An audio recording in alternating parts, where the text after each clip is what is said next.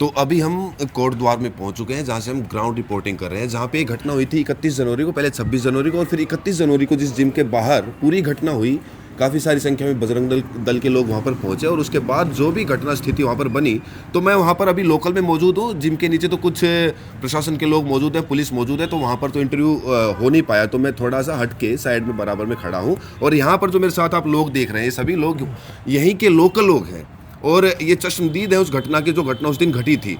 तो किस तरह से उस दिन वो घटना घटी थी और लगभग कितने लोग थे? आपका नाम क्या है? जी, मेरा नाम शुभम रावत है और मैं जिला महामंत्री हूँ यहाँ बीजेपी युवा मोर्चा कोटद्वार का। बीजेपी के ये जिला मंत्री है। और उस तरीके से आप जब उस दिन यहाँ पर मौजूद थे तो लगभग कितने लोग आए होंगे?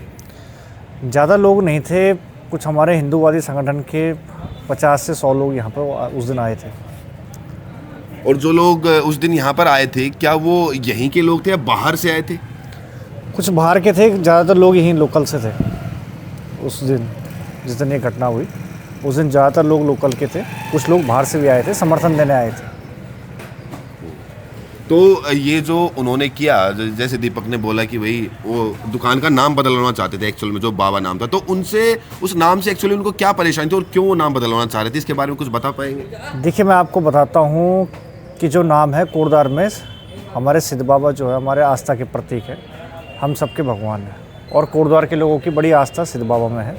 तो कुछ हिंदूवादी संगठन स्वाभाविक है कि एक विशेष समुदाय का व्यक्ति उस नाम से उस दुकान को चला रहा था। 3 माह पूर्व एक संगठन के लोग उनसे एक अनुरोध करने के लिए गए, एक बातचीत करने के लिए गए कि ताऊ जी, बोड़ा जी, जो भी हैं आप अपनी दुकान का नाम बदल दीजिए, बाबा नाम चेंज कर दीजिए, हटा दीजिए और कुछ और नाम से आप अपनी दुकान को संचालित कर लीजिए। सिर्फ इतना हुआ था। उसके बाद आपने देखा भी होगा, जो लगातार वीडियो चल रही है, उस वीडियो में विश्व हिंदू परिषद के जो कार्यकर्ता थे उनके साथ बदतमीजी, गाली गलौज वहाँ पर की गई और बिना बात के मुकदमे भी फिर उसके बाद उन लोगों पे किए थे। हमारा ये कहना है कि शहर हमारा है, हमारे स्थानीय लोग हैं, जो भी मुद्दा है हमारे लोकल का है, इसमें बाहर के लोगों का हस्तक्षेप क्यों हो रहा है? आज जो बाहर के लोग जो इसमें आ रहे हैं, यहाँ पर अशांति फैला रहे हैं, वो लोग कौन लोग हैं? सबसे हिस्ट्री सीटर है, दर्जनों मुकदमे उन लोगों के पास है, लगे हुए हैं। ऐसे लोग आज यहाँ आकर फेसबुक में पोस्ट डाल रहे हैं कि हम मोहब्बत की दुकान चलाएंगे, हम ये करेंगे, बड़ा ऐतिहासिक। लेकिन जिस दिन ये घटना हुई थी उस दिन तकरीबन आप बता रहे हैं कि 40-50 लोग यहाँ पर थे मौजूद और जो जिम ट्रेनर है दीपक, वो वहाँ पे अकेला था। तो अगर ये लोकल का ही मुद्दा है तो उस दिन वो अकेले थे, उनके साथ कोई यहाँ का लोकल खड़ा हुआ या फिर उस तरीके से कोई दिखाई क्यों नहीं दिया? किसने कहा वो अकेले थे? उनके साथ भी कुछ लोग यहाँ पर थे, ऐसा नहीं है। उनके साथ भी लोग थे। उनकी तरफ से भी ज़्यादा हमले यहाँ पे हुए, उनकी तरफ से भी बहुत बदतमीजी यहाँ पर स्थानीय लोगों के साथ की गई। एक व्यक्ति विशेष समुदाय के लोग उनके साथ खड़े थे, उस दिन उन लोगों ने भी इनके साथ बहुत बदतमीजी करी, बहुत गाली गलौज करी। वीडियो में साफ चीज़ें दिख रही है। विश्व हिंदू परिषद के कार्यकर्ताओं ने तो खाली एक विरोध किया।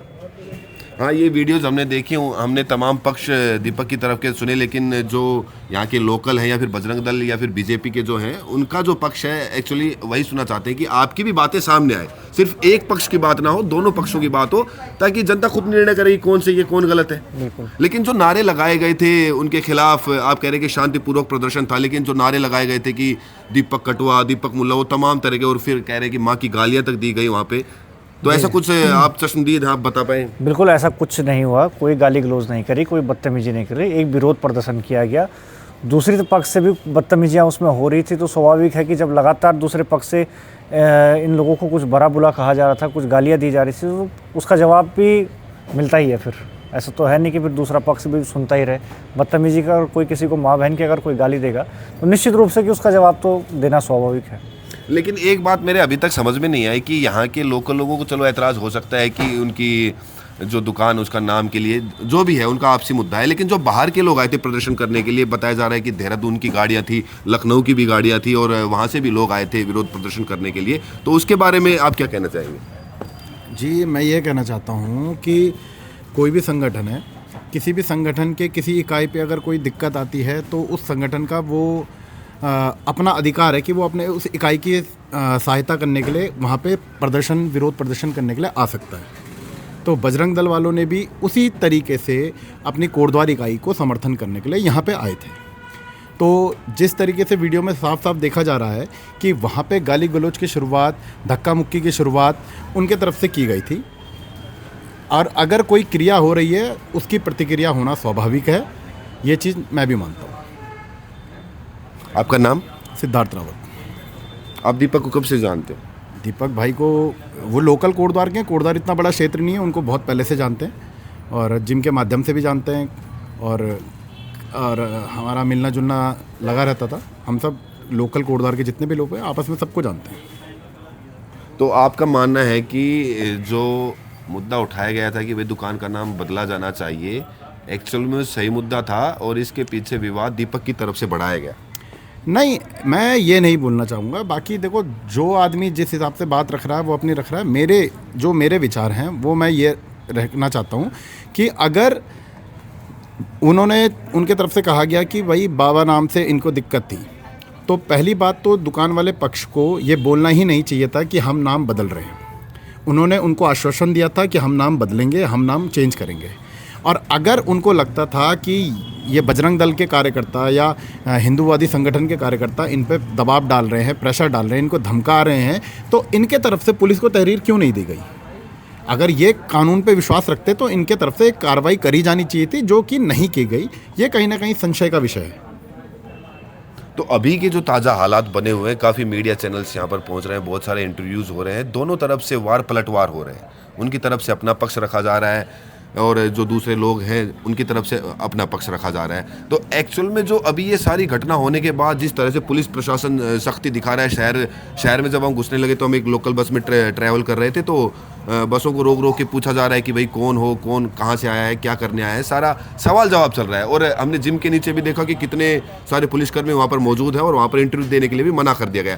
तो इससे आम लोगों का जो जीवन है, जो लोकल पब्लिक है, उनके जीवन में उसका क्या प्रभाव हो रहा है? देखिए, आम जनता के जीवन पे इसका कोई प्रभाव नहीं पड़ रहा है। पुलिस प्रशासन अपनी बहुत मुस्तैदी से इस सारे घटनाक्रम में अपनी नज़र गड़ाए हुए है। चाहे 31 तारीख की घटना हो या 26 तारीख की घटना हो या आने वाले समय में कोई भी ऐसे लोग जो कोटद्वार की शांति को भंग करने का प्रयास कर रहे हैं, ऐसे लोगों पे पुलिस ने अपनी सख्ती बनाई हुई है, ऐसे लोगों पे अपनी पैनी नज़र रखी हुई है। और मैं पुलिस प्रशासन का, शासन प्रशासन का, दोनों का धन्यवाद करना चाहता हूँ कि उन्होंने अपनी मुस्तैदी दिखा के कोटद्वार में जो शांति के माहौल को भंग करना चाह रहे थे, ऐसे लोगों पे रोक लगाई है और ऐसे लोगों को आगे भी वो रोकने का प्रयास कर रहे हैं। पीड़ित पक्ष की तरफ से एक और बात रखी गई है कि जो एफआईआर दर्ज हुई है उसमें इनका तो नाम साफ है, इनके ऊपर जो दीपक के ऊपर एफआईआर दर्ज हुई है उसमें धाराएं भी साफ हैं, लेकिन जो दूसरा पक्ष है, जो लोग आए थे, उनको अज्ञात आरोपी कहकर संबोधित किया गया है। लेकिन बार बार वीडियोस में देखा गया है कि उनके चेहरे भी साफ हैं और वायरल वीडियोस होने के बाद उनकी पहचान भी बड़ी आसानी से की जा सकती है। तो इसमें जो पुलिस की कार्रवाई पर सवाल उठ रहे हैं, उसके ऊपर आपका क्या राय है? देखिए, ये सब दोगली बातें हैं कि अज्ञात पक्षों पे, अज्ञात लोगों के खिलाफ मुकदमा दर्ज कराया गया था। अगर पहले अज्ञात लोगों के खिलाफ मुकदमा दर्ज कराया गया था, लेकिन मैंने एएसपी साहब की पूरी बाइट सुनी थी कि शाम तक जिन लोगों के नाम आए थे उन लोगों पे मुकदमा दर्ज है।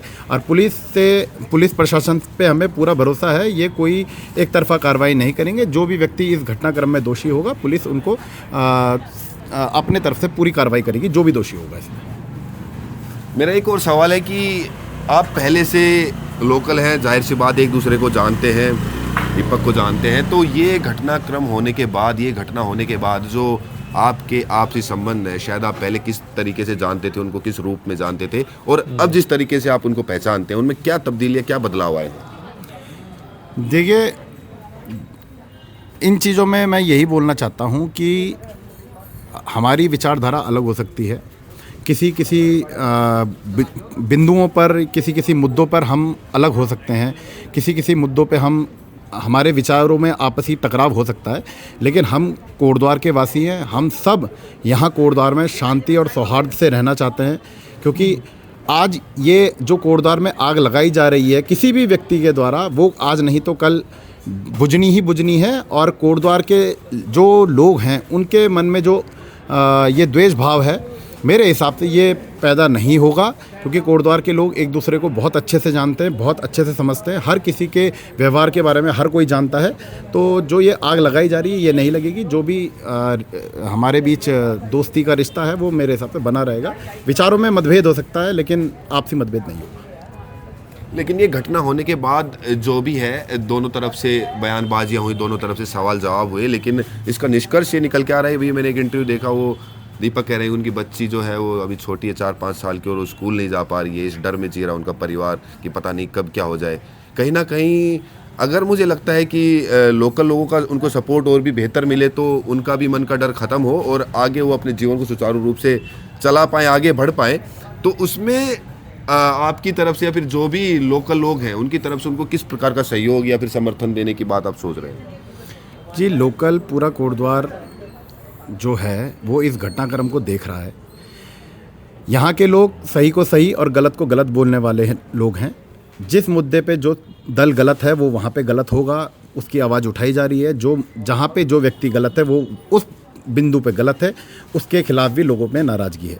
लेकिन अगर कोई बेवजह या किसी भी तरीके से किसी भी व्यक्ति को प्रताड़ित करता है, कानून का पूरा समर्थन उनको है, कानून की पूरी सहायता उनको मिल रही है। और अगर हमारे तरफ से भी ये होगा कि अगर इन लोगों को या हमारे ही कोटद्वार के लोकल लोगों को किसी भी दूसरे बाहरी व्यक्ति के द्वारा प्रताड़ित करा जाएगा, हम लोग भी सही का साथ देंगे। अगर ये वीडियो वायरल ना होती, उस घटना के बाद लोगों को पता नहीं चलता या मीडिया यहाँ पर ना पहुँचती, तो आप क्या सोचते हैं कि क्या कल्पना करते हैं कि अब तक ये घटना कितना विभत्स रूप ले चुकी होती या फिर कितनी आगे बढ़ चुकी होती? देखिए, ये घटना मेरे हिसाब से, जो मेरा अपना खुद का मानना है वो ये है कि सोशल मीडिया में के माध्यम से ही ये घटना एक आग का रूप ले रही है। सोशल मीडिया में जिस तरीके से नैरेटिव फैलाया जा रहा है, एक पक्ष की ही बात सुनाई जा रही है, एक पक्ष को ही पीड़ित दिखाया जा रहा है, इसी वजह से ये आग फैल रही है। हमेशा किसी भी बात के दो पहलू होते हैं, ये हम हर किसी को मानना चाहिए और दोनों पहलुओं पे बात होनी चाहिए, मेरा मानना ये है। बाकी अगर सोशल मीडिया की ये जो एक तरफ़ा कार्रवाई है या सोशल मीडिया में कुछ ऐसे लोग हैं जो एक तरफ़ा कार्रवाई को ही दिखा रहे हैं, अगर ये लोग ऐसी भ्रांतियां ना फैलाएं तो मेरे हिसाब से ये आग इतनी बड़ी नहीं होती। लेकिन सारा मुद्दा एक नाम के पीछे खड़ा हुआ और वो नाम है उस दुकान का नाम जो कि बाबा क्लोथिंग हाउस करके है। आप कह रहे हैं कि यहाँ पर हमारे इष्ट हैं, भगवान है, उनका मंदिर है, मैंने भी देखा सिद्धावली मंदिर है और काफ़ी लोग यहाँ पे मानते भी हैं। तो यहाँ पे जो उन्होंने दुकान का नाम रख रखा है वो तो बाबा नाम है और जो मंदिर है वो सिद्धावली बाबा मंदिर नाम से है। बाबा नाम तो दोनों धर्मों में प्रतीक रहा है। बाबा सिद्दीकी जिनकी अभी हत्या कर दी गई थी लॉरेंस बिश्नोई गैंग के द्वारा, उनके नाम के आगे भी बाबा लगता था। बाबा फारूक, ऐसे तमाम फ़कीर रहे जिनके नाम के आगे बाबा लगते रहे हैं।